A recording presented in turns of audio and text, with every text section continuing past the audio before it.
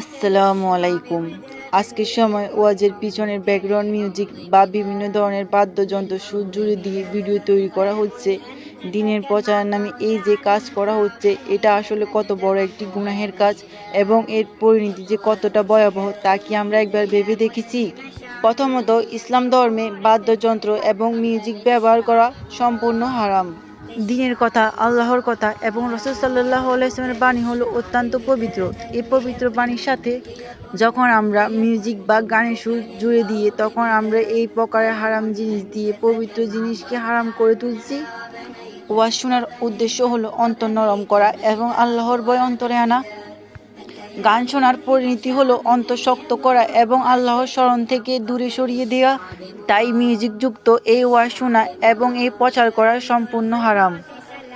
আমরা অনেকেই জানি সাদকা জারি অর্থ ভালো কোনো কাজ করে গেলে মৃত্যুর পর সওয়াব পাওয়া যায়। ঠিক তেমনই ইসলামে গুনাহে জারিয়া বলতে একটা বিষয় আছে। যে ভাই বা বোন এই মিউজিকযুক্ত ওয়াজের ভিডিও এডিট করে ইন্টারনেটে পাবলিশ করেন, তারা কি জানে তারা কতটা মারাত্মক গুনাহ করছে?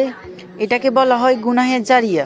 আপনার এডিটিংয়ের কারণে যত মানুষ এই গান শুনবে, সবার গুনার ভাগীদার আপনি হবেন। আপনি কবর যাবার পরেও এই গুনাহগুলো আপনার আমলনামায় লেখা হবে। আল্লাহ তাআলা আমাদের সবাইকে সঠিক বুঝ দান করুন। আসসালামু আলাইকুম। আশা করছি আপনাদের কাছে এই ভিডিওটা অনেক বেশি ভালো লেগেছে। যদি ভালো লাগে একটা লাইক, একটা কমেন্ট অ্যান্ড সাবস্ক্রাইব করুন। আর আপনারা যদি কেউ হালাল মিউজিক চাই তাহলে আমাকে কমেন্ট করুন।